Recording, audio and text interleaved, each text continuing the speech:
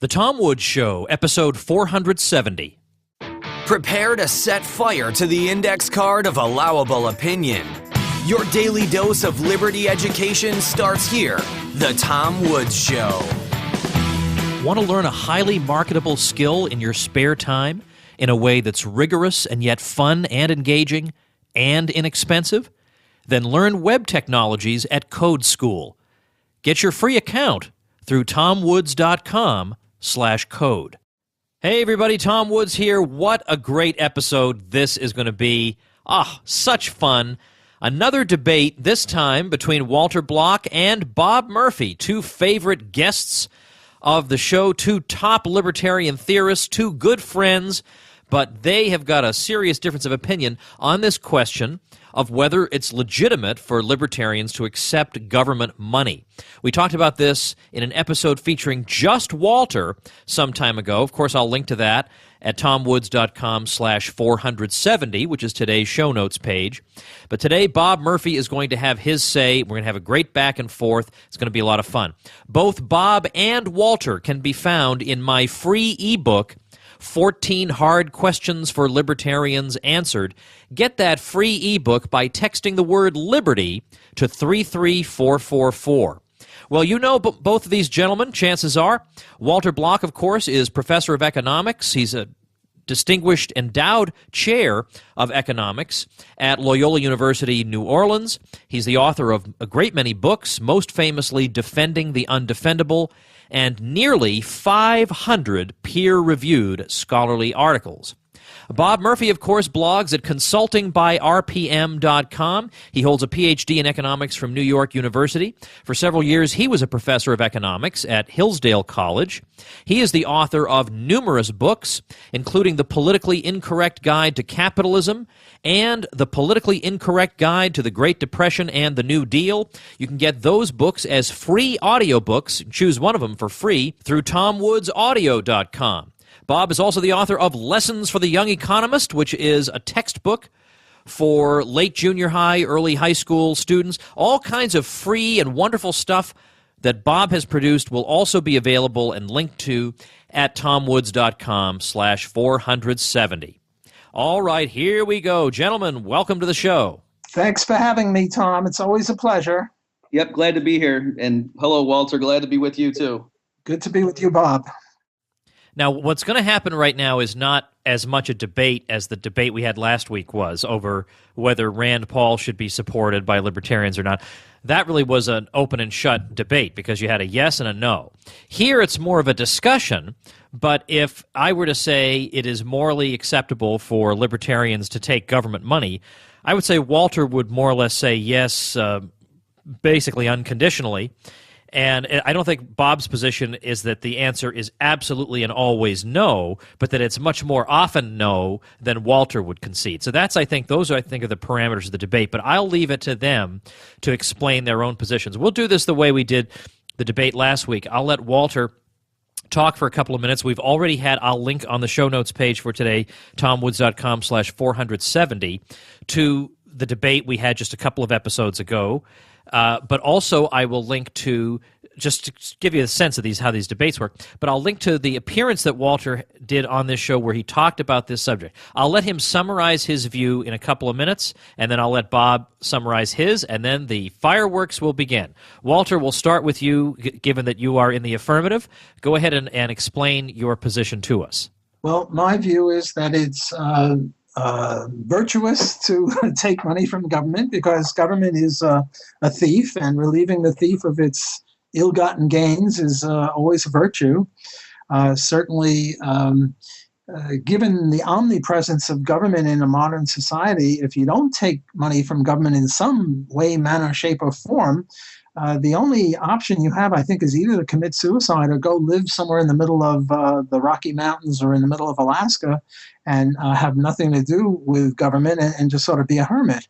I think it's okay to use government roads. I think it's okay to teach in a public university and accept a salary for doing so. I've done that myself. I think it's okay to be a student at a public university. I've done that myself.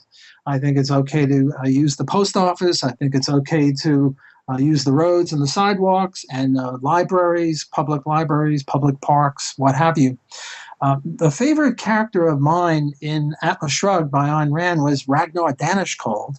He was a pirate, and his view on taking money from government was certainly not limited to what I just said, but he would go to Fort Knox or to some government ship and just sort of seize their wealth in order to give it to Hank Rearden. But in order to, Hank Rearden was a victim, a good guy victim. But in order to do so, you first have to take money from government. So I think not only is it legitimate to do it, it's a positive virtue to do it, to relieve them of their ill-gotten gains. And I think that the view that somehow it's illicit to take government money is only something that a libertarian would worry about. Nobody else would worry about that. And I get a lot of messages from young libertarians worried about this thing, and I try to reassure them that there's nothing incompatible with libertarianism and taking government money in this way. All right, very good. Wow, that's perfect, exactly. Just about 2 minutes on the nose. All right, so Bob Murphy, now your turn. You can take 2 minutes to explain maybe why we should be more cautious about this. Okay, so I think we should just preface all this by saying Walter and I respect each other's views greatly, and this really is a matter of just fleshing this theory out. Let me also reassure people my point in participating here, it's not that I'm walking around wagging my finger at people mentally and I see somebody and I think, oh, you're not a real libertarian. I think everybody in all walks of life are sinners and hypocrites with their own value system. And even self-professed nihilists, I think, are hypocrites because I think they actually do believe something, even though they say they don't. All right. So by no means do I want anyone who hears this debate or discussion to think that I'm holding silent judgment on you. What I would say, though, is I think the arguments and analogies that Walter used, particularly the last time he was on Tom, or 2 times ago when he was on Tom's show, defending the view that he's doing right now, I think they were they're incomplete arguments and would lead us into areas that nobody would want to go, perhaps even Walter, although he's famous for being willing to take his principles where no one else dares tread. So let me just walk through some of that in this opening statement. So what he just said there, for example, Ragnar, there's a huge difference between a pirate stealing money from the government, and we can put stealing in quotation marks because we think it's stolen money. That's fine. And one of Walter's biggest or one of his famous principles is say it's okay to steal from a thief, and that may be true. But the point is, if you're an employee of the government in some respect, unless you're doing things without your boss's knowledge, like in other words, if you're hired to be a janitor at the local government school, but secretly you're sneaking around and going behind in file cabinets and burning the files and things and really messing with their agenda, you are providing services that the government agents hiring you value. And so you're helping the government by demonstrated preference. If they do your performance appraisal and say, yep, this is a good employee, then you're helping them. So that Ragnar analogy is not a good one. And as this goes on, I'll show more examples of how Walter's principles don't lead us where we want to go. All right, I'm going to do things in the opposite way I did them last time. I'm going to let Bob ask Walter a question, and then Walter will have time to answer, and then Walter can ask Bob anything he wants to ask him, and we'll give Bob some time to answer. So, Bob, do you have a question formulated in your mind that you think might shed some light on the issues here between you and Walter? Sure.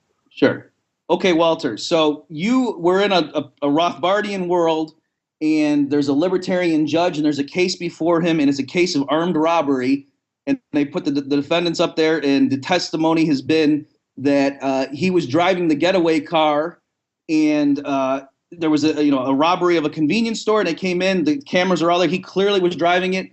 Then after they got back to the hideout, they gave him 20% of what they stole at gunpoint from the place where the liquor store that they just knocked over. He took the money and went to Tahiti, so now he's on the stand. And the judge says, what do you have to say for yourself? And he says, well, actually, I'm a huge fan of Rothbard, and I did all of this to uphold my respect for property rights, because the thing is, I was just stealing from a thief, right? That robber of that liquor store had no right to that money, so I was taking 20% of it, so now he has less to commit his nefarious crimes with. And if it's, I think we can all agree, it would be fine if I took the 20% and gave it back to the liquor store owner. Now, it's true, I didn't actually give it back to him. I went to Tahiti with that money. But if it's valid for me to take the money and then give it back to the guy it was stolen from, well, then surely any component in that chain of reasoning and action is legitimate. And so therefore what I did, and in fact, I actually prevented more murders because the other guy they were going to hire to be the getaway driver was a really bad driver, and he would be hitting pedestrians and stuff.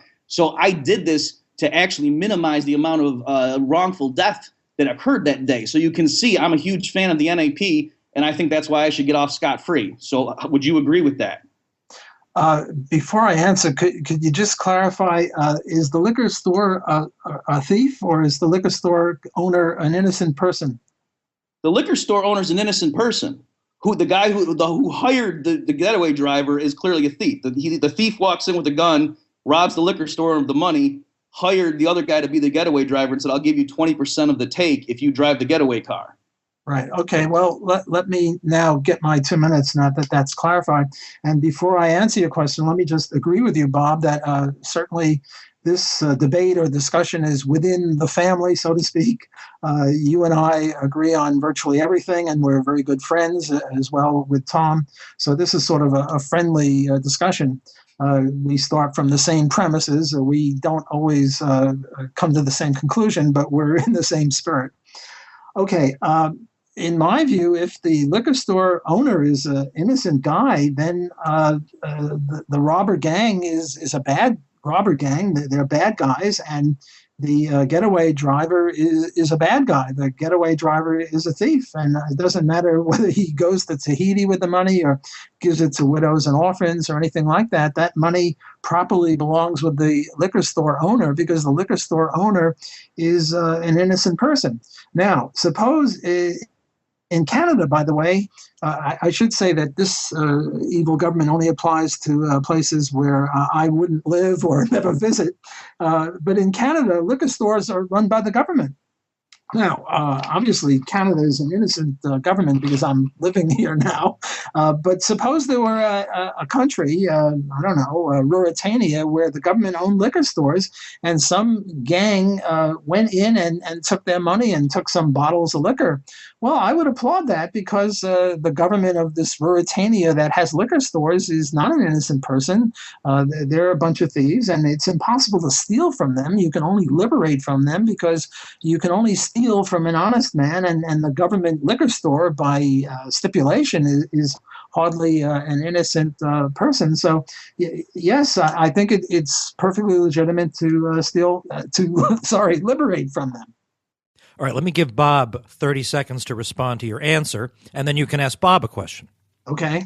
Okay, so I think you just fell into the trap there, Walter, because in the analogy that I was going for, the liquor store are the taxpayers, the mass of the people, and the state, under our libertarian Rothbardian value system, the state is stealing from all them. And then the question is it okay for you to get your livelihood working for the state? And so that's like you being the getaway driver for the robbers. And so so it seems like you're saying, no, you can't work for an entity that just stole from innocent people. So how can you work for the criminal state? I confess I didn't really get the full analogy here.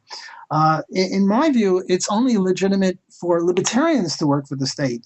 If a non-libertarian works for the state and actually helps and aids and abets the state, then that's evil. I should have made that more clear. For example, I teach, not now, but I used to teach in a public university. I've taught in several. And what I did, you see, when Bob says, well, the person who washes the floors in the school is actually aiding and abetting the state. Well, I didn't really aid and abet the state. It's true that my supervisors at the government schools would say, well, yes, Block publishes, Block teaches a class, and he marks the students, and yak, yak, yak, Block is okay. But really what I'm doing when I teach, and I'm sure if Bob or Tom ever taught at a public university, they would do the same thing. Namely, they would promote libertarianism and good economics, Austrian economics, and libertarian political philosophy. Now, contrast that with a Marxist professor who goes in and really aids and abets the state by promoting Marxism or promoting statism or whatever it is. Well, I would say that guy would fall into the trap. He shouldn't be teaching at a public university, and no non-libertarian should be working at a school or anything, even in a non-ideological capacity. Let's take the case of the guy who works as a janitor for a state. And I think what he should do is, I don't know, liberate the mops and soap or something like that, and reduce the amount of ability of the state. Let me give you another analogy. right now, the Nazis are bad. Everyone admits the Nazis are bad. Okay, so what I'm doing, I'm a libertarian, and what I'm going to do is I'm going to take a car or a truck out of the Nazi garage. And now some guy comes to me and says, tut, tut, tut, not so fast. Don't be taking that car away from the Nazis, because the Nazis stole the money to buy that car from me, and I don't want you to take money from or take a car from the Nazi garage. Well, now I would say, well, this guy is really supporting the Nazis, and he can't be a libertarian. And I think I'm right in taking the money from the Nazi, or the car from the Nazis' garage, even though this innocent guy gave the money to the Nazis to get the garage. All right. So now Walter's got a little ding, ding, ding thing on his end. That's not people calling him on the phone, by the way. He's trying to keep himself honest that he's using the right amount of time. All right. What I want to do here is I'm going to let Walter ask Bob a question, and then I'm going to give you some time to continue the discussion, because I think Bob is probably not altogether satisfied with Walter's answer. I could be wrong about that. Walter, what would you like to ask Bob that'll really fire a laser beam through this whole thing? Well, I think you're right, Tom, that he's probably not satisfied, so we've got plenty more to discuss. The question I would ask Bob, and anyone who takes this position of being reluctant to support my position, is, how was I really supporting the state when I taught at a public university and I taught good Austrian economics, which tends to undermine the state, and then I certainly taught libertarianism when it was relevant? How was I supporting the state? It seems to me that I was doing two good things. One, I was taking money away from them. Thanks to me, my salary, they had less money than they otherwise would have had. And also thanks to me, a lot of students heard some good economics and good political philosophy that would tend to undermine the state. All right, Bob, go at it. So, okay, great question. And again, here, for the purposes of this and to have clash, I'm going to take a really aggressive, no-holds-barred position on this. So just everyone keep that in mind here. I just want us to find the truth. So if I want to say that you were helping the state, Walter, and I'll just really drive that to the wall, I would say by demonstrated preference that you weren't. It's not that your superiors thought you were teaching market failure theory, but really you closed the doors and said, okay, everyone be really quiet here. Don't let my boss know, but I'm going to teach you free market. They knew full well what you were doing. And you said, well, why would they do that? Well, because they want to give the appearance that it's an open discussion, right? Just like they don't literally, arrest journalists. Well, in some cases they do arrest journalists, but you know what I'm saying? They certainly give the appearance that there's a free and open press, and they use other means to try to control opinion. The same way, you say, well, taking money from them. Look, in general, the state purports or perpetuates its appearance of legitimacy by doing things that the public supports. So, for example, your position would mean that when FDR enacted Social Security, that was a huge blow for Rothbardianism and a dagger to the state, because now look at all these millions of Americans siphoning money away from the Treasury that now can't be used to build more A-bombs. And so that's a huge blow for liberty. Now all these millions of Americans getting money from the government. FDR slaps his head and says, oh my gosh, I didn't realize what I did there. What a foolish mistake. Or Obamacare is a huge blow for liberty, because now look at all these people siphoning money away from the evil state. And so you can see, no, clearly in those cases, that was the design. The government likes people being dependent on it and earning an income from it and taking money from it for various reasons. But so the idea that just narrowly conceived you taking money from the state is a good thing because the state is bad, that can't be a correct argument, because applying it in other scenarios, it would lead to absurdity. All right, Walter, take 1 minute to respond to Bob. Well, okay, I think I need 2 minutes, but I'll try with one. What the heck? You know what? I'm a liberal on stuff like this. Take 2 minutes. You pinko, Tom. I think Bob makes a very good point. He's trying to make a reductio ad absurdum against me, and I appreciate the power of what he's saying, but I would return the favor and offer a reductio ad absurdum against his position. If he were right, to summarize his position, namely what I'm doing is giving some sort of imprimatur to the government. I'm supporting the government in the eyes of a lot of people, and they know full well that I'm teaching free enterprise, and they like it. Well, if that's true, this is subject to a lot of reductios. Ron Paul I mean, to me, Ron Paul was, he didn't walk on water, he ran on water, or he floated above water. He promoted liberty to a magnificent degree. And yet, according to Bob's argument, Ron was giving an imprimatur because he was, part of the political process. And I don't know, every time I use the government roads, I'm giving the imprimatur to government. Every time I use a post office, every time I eat food because the government subsidizes food, every time I live in a house or wear shoes or whatever. I mean, the government is so omnipresent. So that if you take this argument to its logical conclusion, and where else should we take it? It seems to me that nobody should do anything, because if you do anything, you're giving imprimatur to the government practically. And this gets us back to, libertarianism is some sort of suicide pact, that the only way we can really not give an imprimatur to the government is by going off, committing suicide, or going off and living as a hermit somewhere. And I can't believe that would be a rational thing for libertarians. All right, gentlemen, I want to ask Bob a question. I'm going to pose a question just for him, but before we do that, let's just pause for a brief message. Folks, it's a tough economy out there, but at the same time, there's never been an easier time to acquire marketable skills. You've got the internet. And case in point is a place called Code School, which you can visit through tomwoods.com/code. I'm intrigued by it. I've actually checked it out myself. You can become a web developer. You can become a better web developer than you already are. You can design apps. You can be involved in web design. The sky's the limit, and you can learn it cheaply, at your convenience, and in a way that's actually enjoyable. As a matter of fact, a listener of this show wrote into me and said, I think it's awesome you're promoting self-taught web development stuff on your show. That's the field I'm in, and it's amazing to me how scarce the talent is. I've seen motivated friends of mine change career paths, self-teach, and land great jobs within 6 months' time. Definitely a great career. Get your free account through tomwoods.com/code.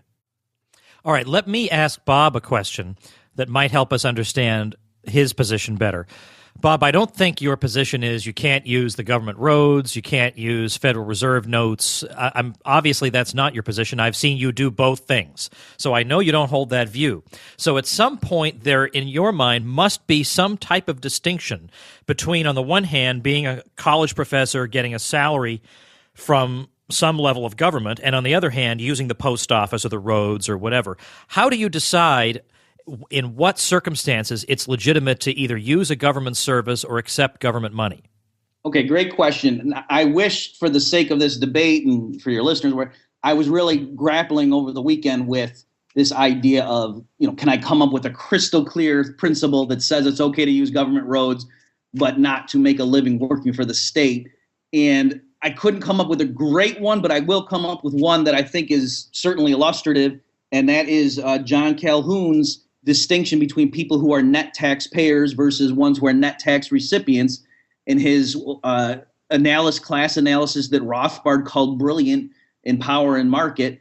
And so I think that's and the one class is the ruling class, the parasitical class, and the other ones are the productive people that are being besieged. And so I think that is, again, I'm not saying it's decisive. You can come up with all kinds of analogies and real thought experiments where that principle wouldn't be the whole story. But I do think, and this was my personal decision, when I was leaving grad school, I thought, I've written things where I'm endorsing Rothbard's analysis, saying, yes, I understand that the modern public doesn't think this way, and I'm not saying they're all bad people, but what the way the modern state operates, because it's based on coercion and it's not voluntary, in many respects, it acts like a criminal organization. And, it's just, I think just because people are brought up to think of it in a certain way that they don't see it like that. But if you did see it like that, all of a sudden things jump out at you that are obvious that before you didn't notice. And so I was just saying, not necessarily that it's a deep violation of principles, but it would seem odd to me if I'm writing pamphlets like that and then I am taking my salary from this organization that officially, according to my writings, is a criminal operation. Just like if someone were going around writing about the horrors of the mafia, and you found out that actually his salary came from the mafia, that maybe he's not a hypocrite. I mean, that's certainly prima facie that he is a hypocrite, but certainly that would make people very skeptical about his writings. Yeah, but I think to the contrary, if I were speaking out against the mafia, and it turns out I was being paid by the mafia, well, if I were speaking out in favor of the mafia and I'm being paid by the mafia, people would say, I can't trust this guy. I actually think it would seem pretty gutsy of me to speak out against the source of my own salary. But secondly, if I may follow up here, I'm a completely non-neutral moderator here just because I really do want – I had Walter on for a whole episode, so I really do want to pull out Bob's views here. Bob, suppose it's not – let's say something like a full-time professorship somewhere. Let's just say you're invited by the University of Wisconsin at Madison to come give a talk, and the money to pay you is going to come out of the general fund of the University of Wisconsin, which is probably heavily state-funded. Are you going to turn that lecture down, and do you think on balance the case for liberty is better now that Bob Murphy is not speaking to a group of students?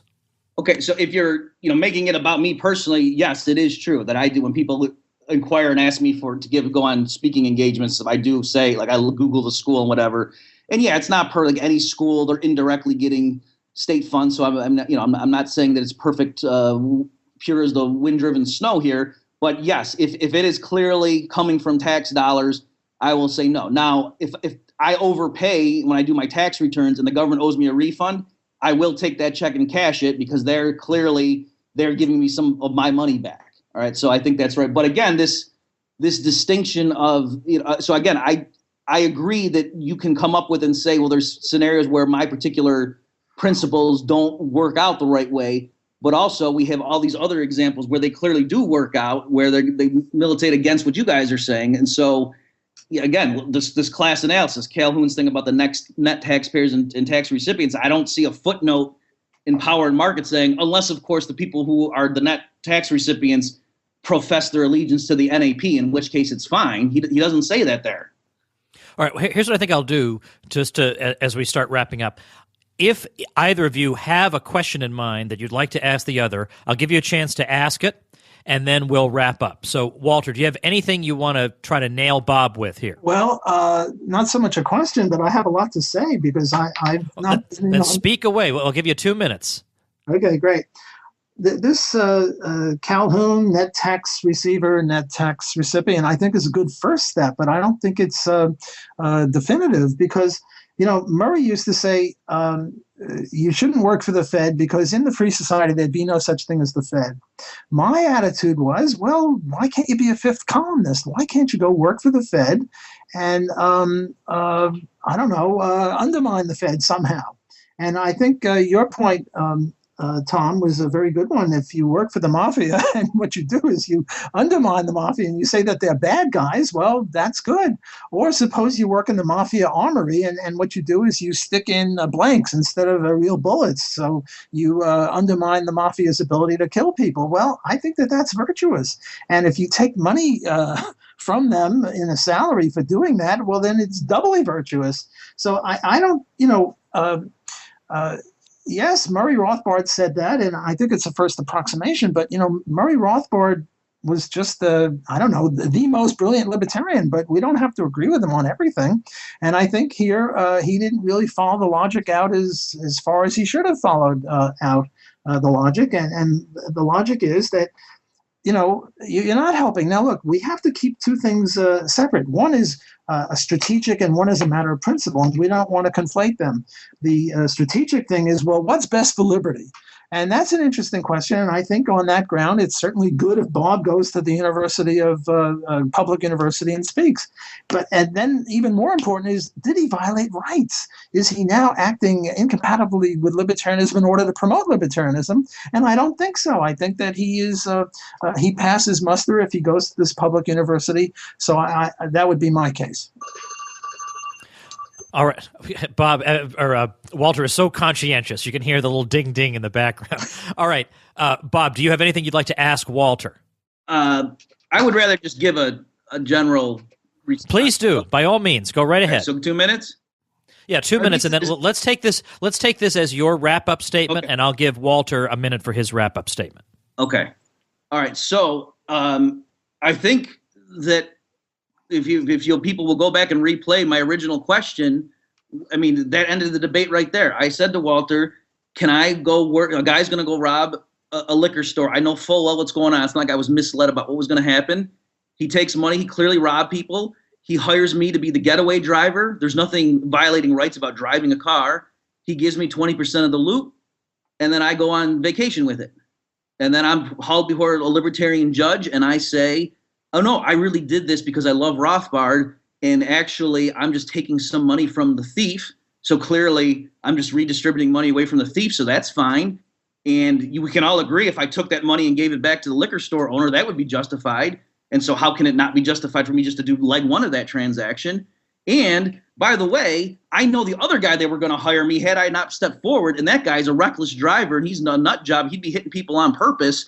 So actually, I spared lives. So clearly, I'm exonerated on libertarian grounds. And Walter didn't even take 2 seconds to deliberate that. He said, no, the guy's guilty. He's working for a criminal organization. What are you talking about? Is the liquor store, are they voluntary? And I said, yes. So right there, that's the end of the debate. Or Walter would have to go back and say, you're right, I totally misspoke there. But it sort of alarms me that even though I went out of my way to make the analogies to what his case was, he didn't even see the analogy. And so I think that kind of underscores my whole point with this, is that I'm not actually saying Walter's position in the grand scheme is totally wrong, but I'm just saying these glib arguments he's using cannot be right, because they would also justify all sorts of things, like saying the expansion of the Affordable Care, or federal payment of health care, is a good thing because now there's more people siphoning money from the Treasury. And the last point is, again, this is not like sabotaging the Nazi war effort. The Walter's employees or the state bosses know full well what people are doing, so this isn't sabotage. The state is paying for services rendered, and they're happy with what they're getting because they're giving you good performance appraisals and keeping you employed. So this is not like sticking it to the Nazis behind closed doors and stealing their tanks. This is driving the tanks and shooting at the targets that the Nazis want. And you're saying, yeah, but I'm killing fewer people than the Nazis in the extreme. And again, that's not a straw man. Walter said that in the last time. He didn't say it this time, but in the last time with Tom, he did say that. As long as you kill fewer people than the other guy, you're doing a good thing from a libertarian perspective. All right, Walter, take a couple minutes, because I'm going to take this as kind of wrap-up statements here, because I think we've got the ideas out there. So, Walter, what do you want to say to Bob, and then we'll say goodbye for today. Okay, well, I am on record with my Nazi concentration camp Libertarian Guard. The situation is that every Nazi concentration camp guard has to kill 100 people a day, and I become a Nazi concentration camp guard, and what I'm going to do is I'm going to kill 90 people a day. And if I kill 89, they'll find me out, but I can get away with only killing 90. And at the end of the week, I've killed 630 people, but I've saved 70. Now, am I a good guy or a bad guy? Well, I would say I'm a libertarian hero. It's true, I'm a murderer, and I ought to be put to death for it, but I'm still heroic because I saved 70 people. So I guess I'm doing what Bob says. I'm taking the logic to where it leads without fear or favor. So I think that we have to get, first of all, we have to distinguish the case for liberty versus rights violation. And maybe Bob is right that they know full well what I'm doing. And if so, I think that's open to the reductio ad absurdum, that everything we all do, Bob himself uses fiat currency. He bought the toothpaste the other day, and I saw him take out a dollar bill. And therefore, he's giving imprimatur to the state, and therefore he shouldn't be doing that. Well, if he shouldn't be doing that, he shouldn't be doing anything. So I also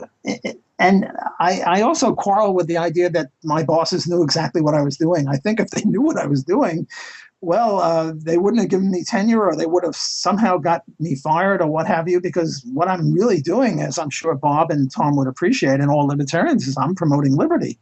But the key element, I think, is the rights violation. Am I violating rights? Well, yes, if I kill people, I am. But if I take money from the government, I don't think I am. All right, we're going to leave it there. I'm sure Bob has more to say, but that'll just make it more fun for either next time or the blogosphere or wherever this winds up going. But for now, I'll just say thank you to you, gentlemen. If you have any pieces on this, I will link to one of Walter's articles on this at tomwoods.com/470.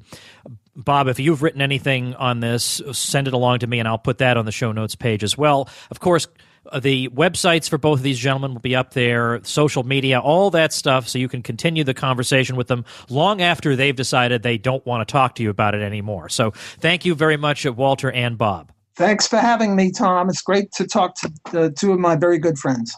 Yep. Thanks for having me, Tom. Tom, you could just link to the 10 Commandments for my piece.